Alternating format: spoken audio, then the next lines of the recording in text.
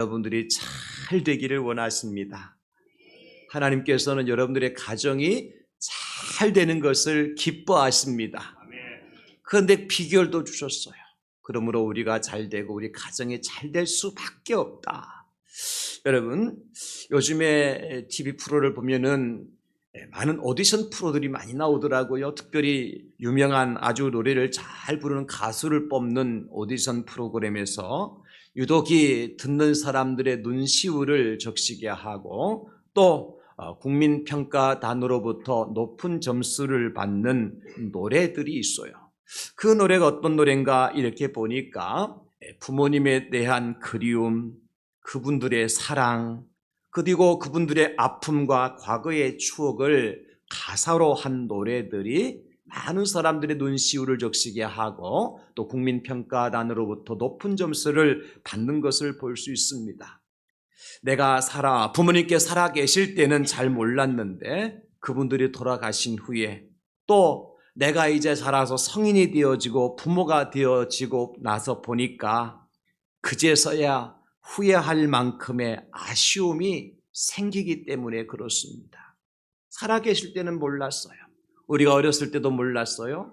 근데 부모님이 돌아가시고 우리가 들떠난 이후에 또 우리가 부모가 된 이후에 가만히 보니까 정말 후회할 만큼의 아쉬움들이 가득한 것이 우리의 인생이라고 할 수 있겠지요. 그런 가사와 그런 감정으로 노래할 때에 모든 사람들이 공감하는 것을 볼 수가 있습니다. 그래서 불효, 부모, 사후회라고 하는 격언이 있는 거예요. 불효자는 부모님이 돌아가신 다음에 후회를 한다는 것입니다. 불효, 부모, 사후회라. 부모님께 살아계실 때 효를 다하지 못하면 돌아가신 다음에 반드시 후회하게끔 되어 있습니다. 이 사실을 반박할 사람은 아무도 없을 겁니다, 여러분. 아무리 막가파의 삶을 살아가던 자식도요, 부모가 돌아가시면 무너지기 마련인 것입니다. 그래서인지 우리 하나님께서 인생들이 반드시 지켜야 될 10가지의 계명을 주셨는데 그것을 십계명이라 그러잖아요. 그 10가지 십계명의 가장 중심에 둔 계명이 있습니다. 우리 하나님께서 십계명의 중심에 두신 그 계명이 어떤 계명이냐? 부모를 공경하라고 하는 계명인 것입니다. 하나님께 모세를 통해서 이스라엘 백성이 주신 십계명, 크게 두 주제로 나눌 수 있잖아요. 전반부는 하나님에 대한 계명이고 후반부는 사람들이 지켜야 될 하나님의 명령인 것입니다. 여러분, 하나님께 대해서 사람들이 지켜야 될 계명과 사람과 사람 사이에 반드시 지켜야 될 만한 계명의 그 중심에 뭐가 있느냐면 바로 부모를 공경하라고 하는 이 5번째 계명인 것입니다. 출애굽기 20장 12절에 이렇게 말씀해 주고 있습니다. 내 부모를 공경하라. 그리하면 내 하나님 여호와가 내게 준 땅에서 내 생명이 길리라. 이것이 제5계명인 것입니다, 여러분. 사랑하는 성도 여러분, 하나님께 10가지 계명을 말씀하고 정하시고 인생들에게 주신 목적이 뭘까요? 사람이 사람답게 살도록 하시기 위한 것이고요. 또 하나님의 형상으로 지음받은 인생들이 그 형상을 잃어버리지 않고 살아가기 위해서 지켜야 될 명령이 바로 십계명이에요. 하나님의 창조의 질서와 원리대로 살아가기 위해서 꼭 필요한 명령이 뭐냐? 이 10가지의 명령이라는 것이지요. 제1계명이 뭡니까? 너는 나 외에 다른 신들을 두지 말지니라 로부터 시작을 해서 마지막 10번째 계명이 뭐냐면 내 이웃의 것을 탐내지 말지니라까지 10가지 계명을 주셨죠. 그런데 그 10가지 계명이 가장 중심에 위치하고 있는 것이 제5계명인데 내 부모를 공경하라라고 하는 계명인 것입니다. 왜 이런 계명을 주셨을까? 이유는 한 가지인 것입니다. 하나님께서 가정이 행복해야 하나님 나라가 건설될 수 있기 때문에 그렇습니다. 하나님이 태초에 에덴 동산에 가정을 창조하셨잖아요. 아담과 하와를 통해서. 그래서 그 가정이 행복할 때 에덴의 기쁨이 회복될 수 있는 것입니다. 다시 말해서 태초에 하나님께서 천지를 창조하실 때 큰 목적을 가지고 창조하셨습니다. 그 목적이 뭐냐? 하나님께서요, 작품 하나하나를 만드시고 난 다음에 하신 말씀이 뭐예요? 보시기에 좋았더라. 그리고 마지막에 사람을 창조하시고 난 다음에는 보시기에 심히 좋았더라. 무슨 말씀이에요? 하나님께서 모든 것을 만드시고 특별히 사람과 가정을 창조하시고 난 다음에 하나의 소원을 거기에 담아두셨다는 것입니다. 그 소원이 뭐냐? 그 가정을 보고 야, 참 좋다. 하나님이 그렇게 기뻐하시도록 하나님께서 가정을 창조하셨다는 것입니다. 그래서 그 가정이 언제 하나님 기뻐하시느냐? 그 가정이 영혼이 잘 되고 범사가 잘 되고 영육이 강건케 되어질 때 하나님 그것을 보시고 기뻐하시는 것입니다. 이것을 한마디로 말하면 행복한 가정이라 말할 수 있겠죠. 신명기 33장 29절에 보면 이스라엘이여 너는 행복한 사람이로다. 여호와의 구원을 너같이 얻은 백성이 누구냐? 그는 너를 돕는 방패시요 내 영광의 칼이시로다. 내 대적이 내게 복종하리니 네가 그들의 높은 곳을 밟으리로다. 아멘. 하나님께서 우리를 향하신 하나님의 소원이 여기에 다 담겨져 있어요. 세상에 우리가 실패자요, 우리가 세상에 망하는 사람이 아니라 원수에 짓밟히는 자가 아니라 우리가 행복한 사람이 되기를 원하신다는 것입니다. 여러분의 가정이 행복한 가정이 되기를 원하신다는 거예요. 그러면서 우리 하나님은 우리에게 행복한 가정을 이루는 비결이 무엇인가를 가르쳐주고 있는 것입니다. 여러분, 세상에서 누가 행복한 사람이라 말할 수 있을까요? 돈 많은 사람, 힘이 센 사람, 천하장사와 같이 힘센 사람, 수많은 군중들의 박수를 받으며 레드카펫 위를 걸어가는 사람, 물론 행복하다 말하겠지요. 그러나 하나님께서 말씀하신 진정한 행복한 자는 누구냐?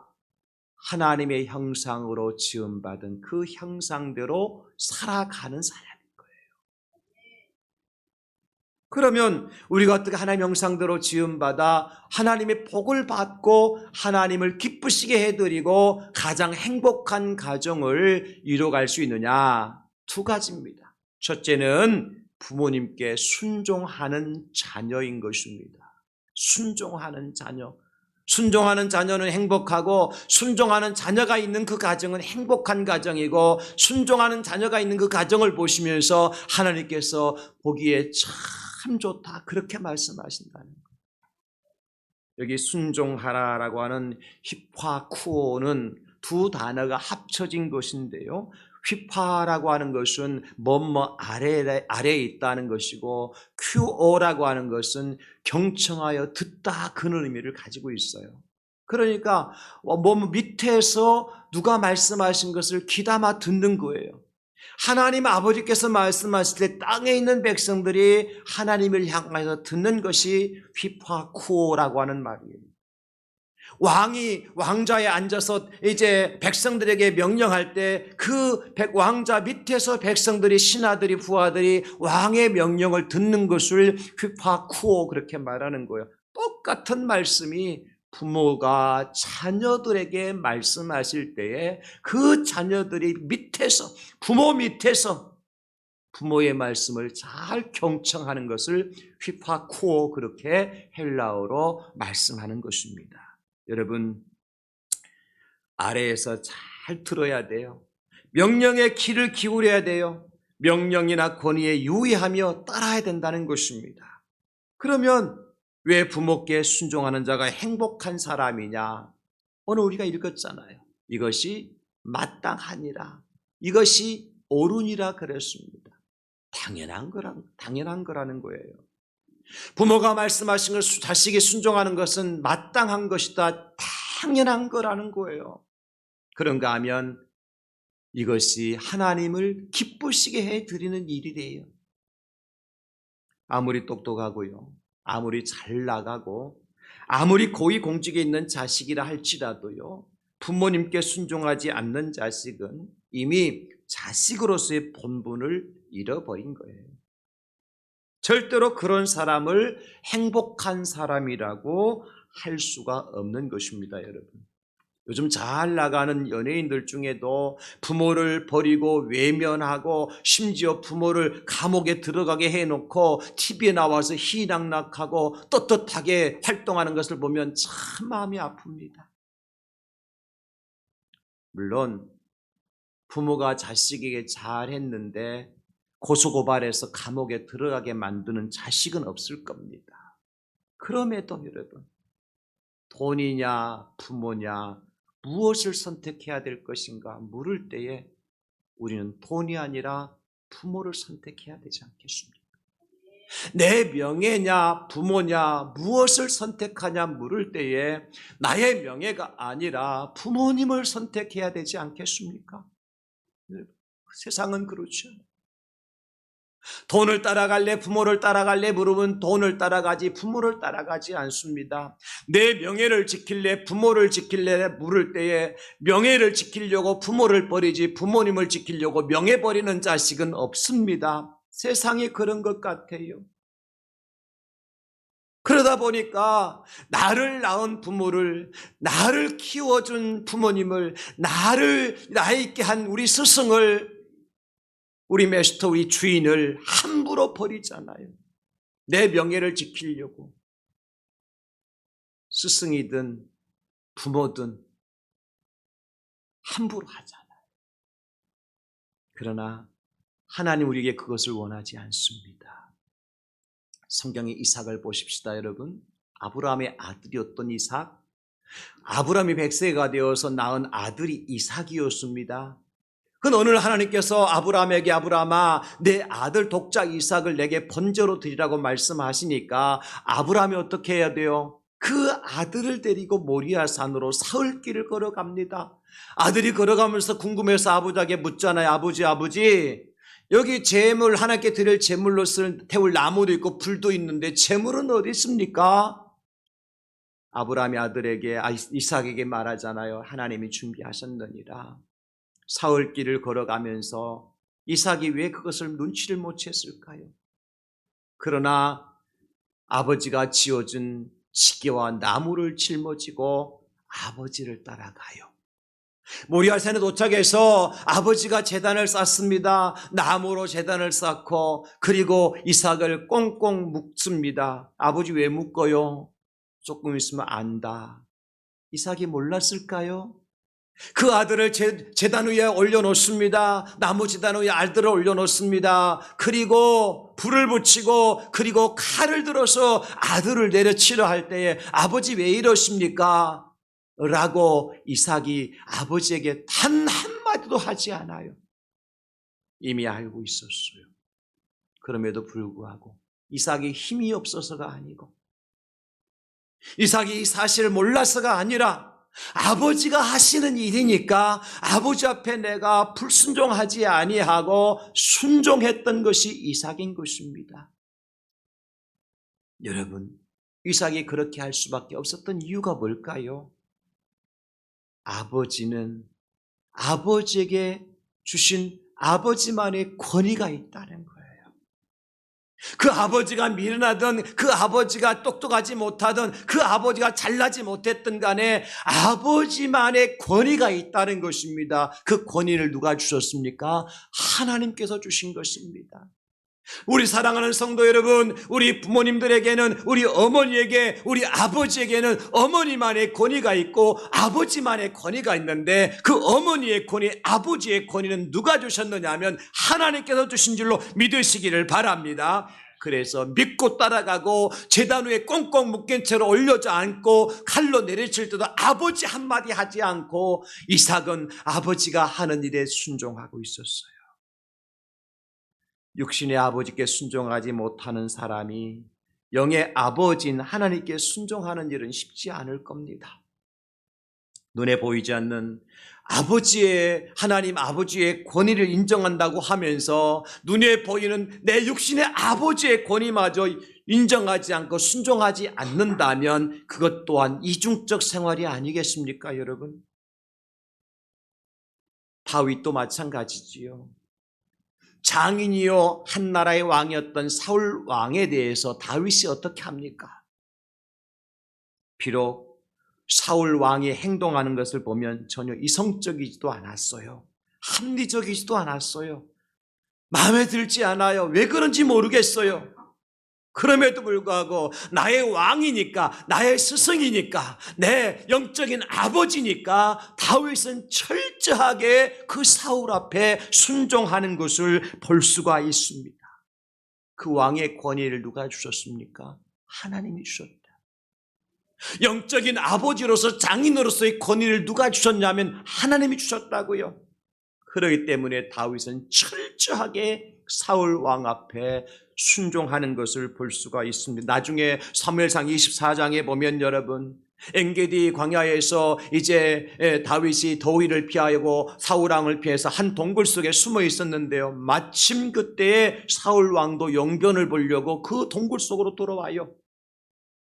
그런 순간에 사울 왕이 용변을 보고 난 다음에 좀 쉬었다가 자고 잠이 들었어요. 그때 다윗의 사람들이 왕이시여 왕이시여 당신의 때가 왔습니다. 지금 사울 왕을 단칼로 뵐 수 있습니다.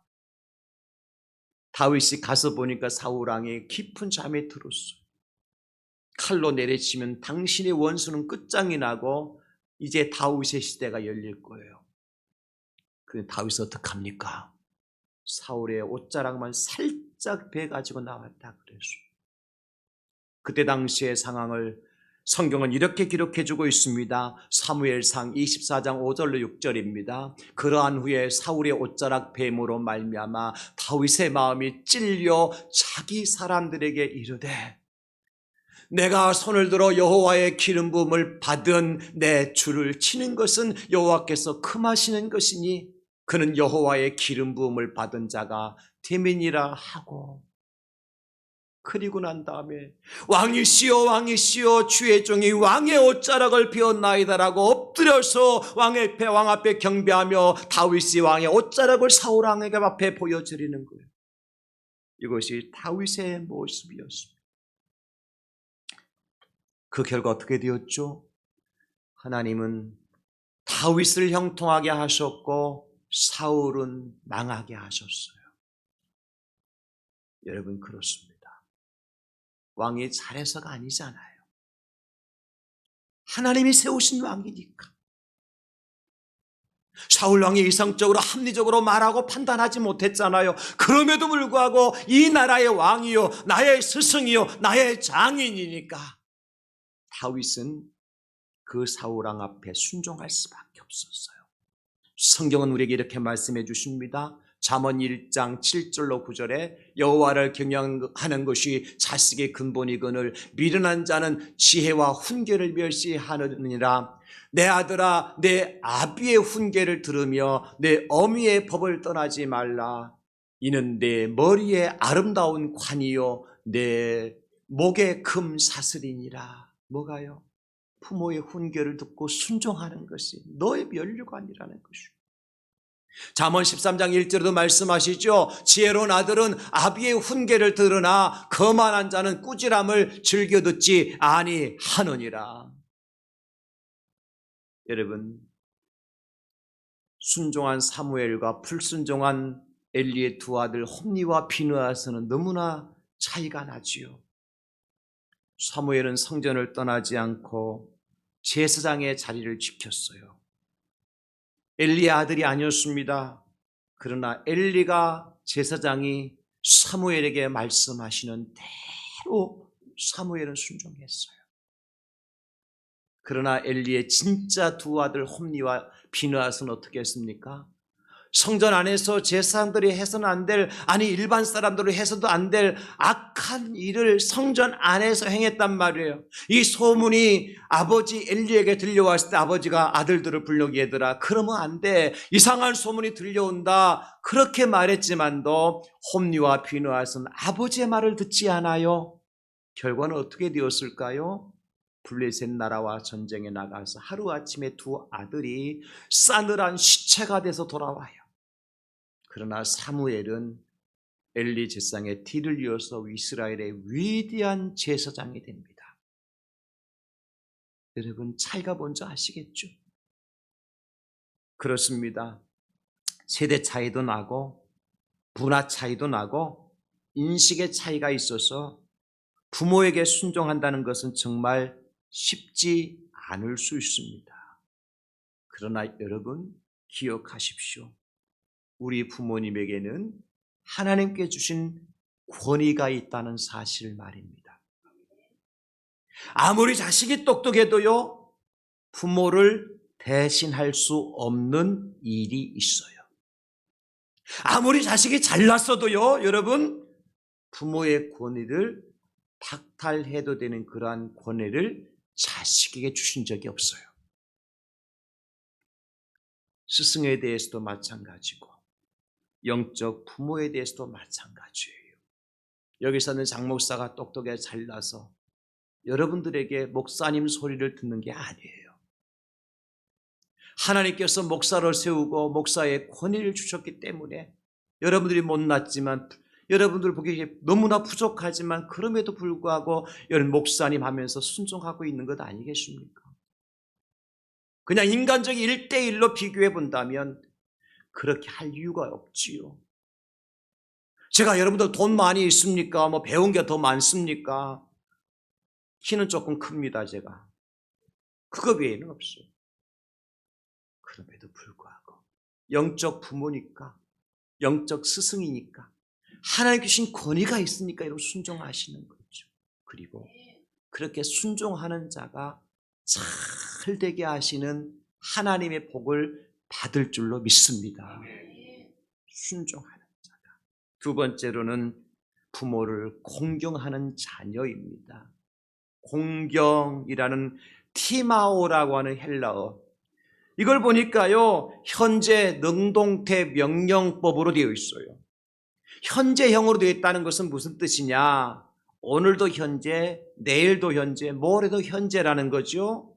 그래서 이것은 계속해서 오늘도 해야 될 일이고 내일도 해야 될 일이고 모레도 해야 될 일이라는 거예요. 현재형의 헬라어 문법상 그런 것입니다. 그리고 이 말씀이 능동태로 되어 있으니까 누가 시켜서가 아니라 내 스스로가 반드시 마땅히 해야 될 일이라는 거예요. 그리고 명령법이니까 지키지 않으면 안 될 하나님의 명령이라는 것입니다.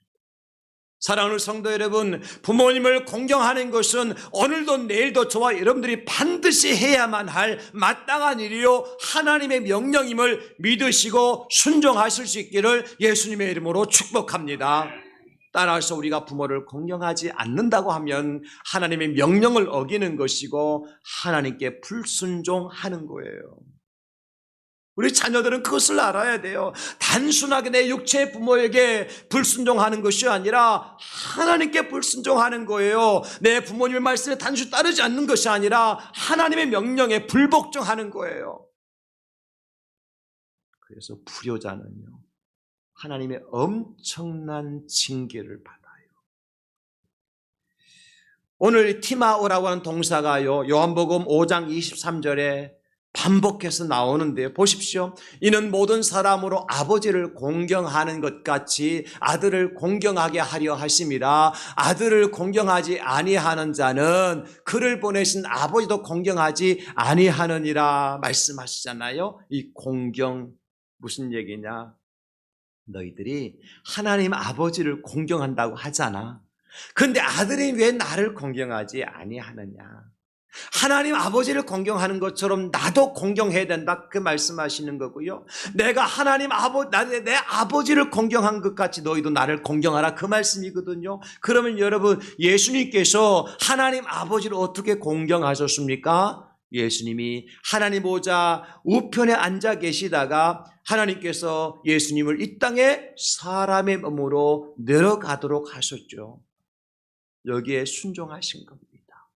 하나님이신 예수님께서 사람의 몸으로 이 땅에 오신 것은 하나님 아버지의 명령에 순종하신 거예요. 쉽습니까? 하나님이 사람이 이 땅에 오신다는 건 쉽냔 말이에요.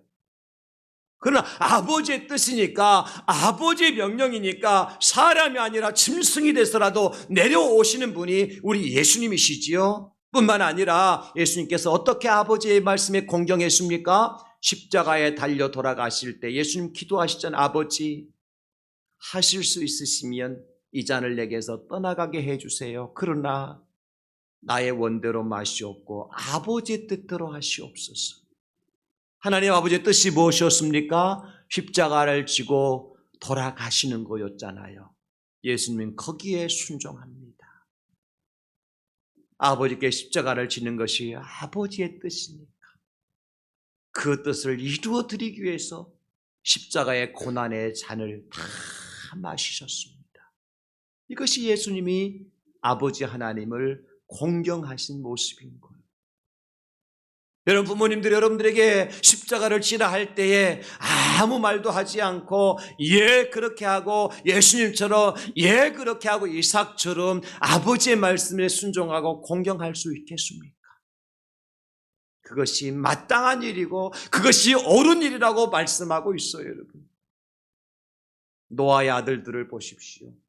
노아에게 세 아들이 있었죠. 함과 셈과 야벳이나 아들이 있었어요. 하나님이 노아에게 방주를 만들라고 명령하셨네요. 노아는 하나님의 명령을 붙잡아서 높은 산에 올라가서 방주를 만들기 시작했어요. 그때 누가 동참합니까?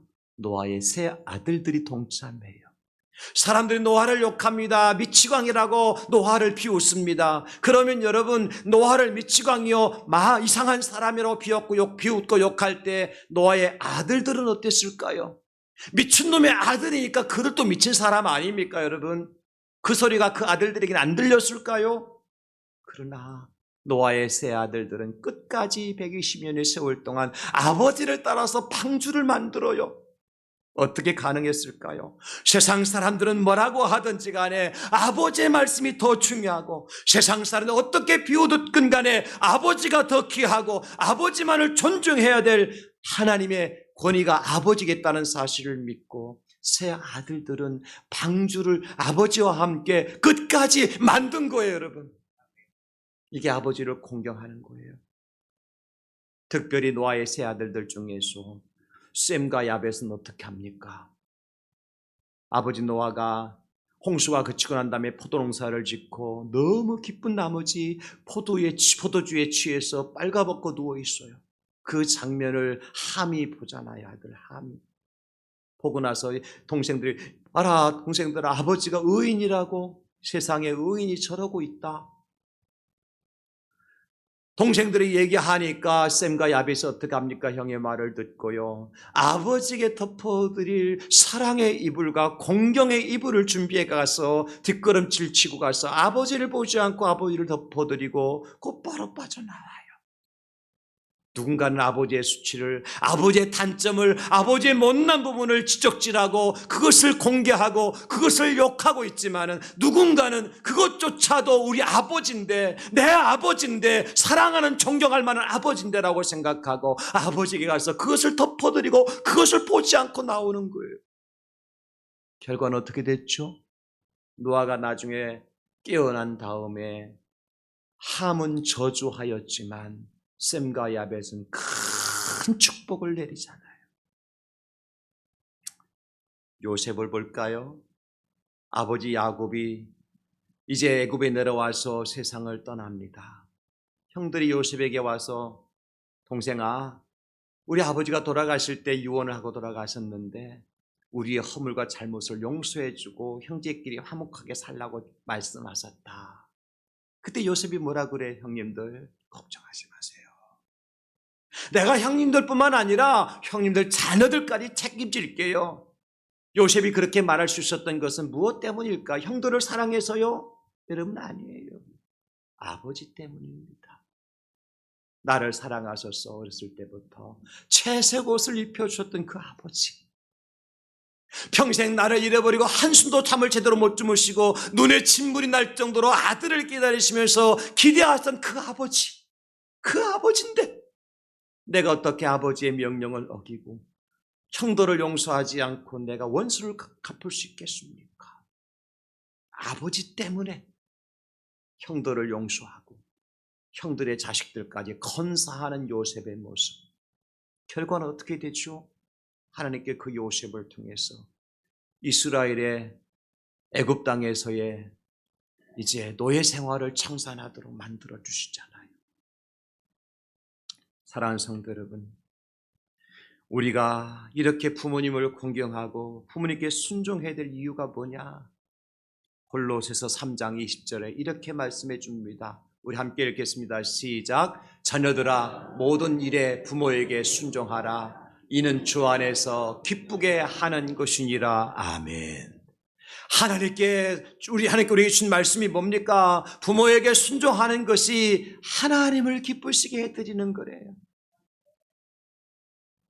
내가 헌금을 많이 하는 것도, 내가 봉사를 많이 하는 것도, 내가 또 다른 일들을 많이 하는 것도 하나님 기뻐하시겠지만, 하나님 가장 기뻐하신 일이 뭘까? 우리가 부모님께 순종하니까 하나님이 기뻐하신대요. 그런가 하면 에베소 6장 1절로 본문의 말씀이 다 같이 시작. 자녀들아, 주 안에서 너희 부모에게 순종하라. 이것이 옳으니라. 아멘. 여러분, 하나님을 기쁘시게 해드리는 일이고, 하나님이 마땅히 사람들에게 해야 될 일이라고 명령하신 일을 행하는 자에게 하나님께서 잘 되게 하시는 복을 베풀어 주실 줄로 믿습니다. 어떤 복을 주실까요?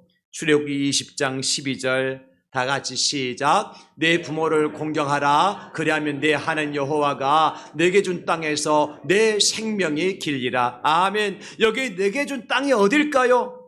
바로 우리의 가정인 줄 믿으시기 바랍니다. 여기 내게 준 땅이 어딜까요? 바로 우리의 믿음의 현장인 줄 믿으시기 바랍니다. 저는 그런데 이 차원을 넘어서 내게 준 땅이 어디냐? 천국입니다. 천국입니다. 우리가 들어갈 땅은 천국입니다. 그 땅에 어떻게 한다고요? 내 생명이 길리라. 여러분, 저는 이 말씀을 조금 더 깊이 묵상하면서 천국에 가서 영생의 복락을 누릴 사람이 누구냐? 여기 보니까 내 부모를 공경한 사람이다. 바꿔 말하면 부모에게 불효하고 천국 들어갈 사람 없다. 오해하지 마시기 바랍니다. 믿음으로 천국 들어갑니다. 그러나 어떤 믿음을 가진 자예요? 부모를 공경하는 믿음을 가진 자가 천국 들어갈 줄 믿으시기 바랍니다. 불효하지 않은 천국에 들어갈 수 없어요. 왜? 예수님 믿으면 당연히 마땅히 해야 될 일을 하는 것이 부모에게 효도하는 거예요. 심은 대로 거두잖아요. 에베소 6장 3절 같이 읽습니다. 시작. 이로써 네가 잘되고 땅에서 장수하리라. 아멘. 잘되는 비결이 뭐예요? 부모를 공경하고 순종하는 거다. 오늘 어버이 주일이고 스승의 날이고 여러분의 가슴에 단 이 카네이션이 우리에게 뭘 얘기해 줄까? 우리는 다 부모가 된 사람들이고 또 부모를 모신 자녀들이기도 하죠. 물론 이미 우리 곁을 떠나신 아버지, 어머니가 계신 분들 계시고요. 아직도 살아계신 부모님이 계신 분들도 계시고 육적인 부모가 아니더라도 영적인 부모로 스승으로 여러분 앞에 섬기시는 분도 있을 거예요. 오늘 말씀인 여러분들에게 짐이 되도록 부담이 되도록 하기 위한 말씀이 아니라 내게 준 땅에서 내 생명이 길리라. 네가 잘되고 땅에서 장수하리라 하시는 약속의 첫 계명인 거예요. 약속 있는 첫 계명이에요. 잘 되는 비결인 거예요. 사랑하는 우리 성도님들, 여러분 잘 되기를 원하십니까? 못 되기를 원하십니까? 잘 되기를 원하신다면 하나님의 말씀대로 부모에게 순종하고 부모를 공경하시면 돼요. 내가 잘 되나 안 되나 그 결과는 하나님께 맡기고 내가 할 수 있는 일은 부모에게 순종하고 부모에게 공경하는 것입니다. 누구처럼? 노아의 아들들처럼, 이삭처럼, 그리고 요셉처럼, 우리 예수님처럼 말입니다. 저는 우리 교회 모든 성도님들이 정말 다 잘 되었으면 좋겠어요. 범사가 잘 되시기를 축복합니다. 영육간에 강건하시기를 축복합니다. 손들의 일들이 형통하시기를 축복합니다. 그 복을 받아 누리는 비결이 뭐냐? 공경하고 순종하는 삶을 사는 것이다. 꼭 이 말씀을 기억하시고, 여러분 심은 대로 거둔다니까요. 내가 효를 심어야 효자를 낳을 수 있는 거요.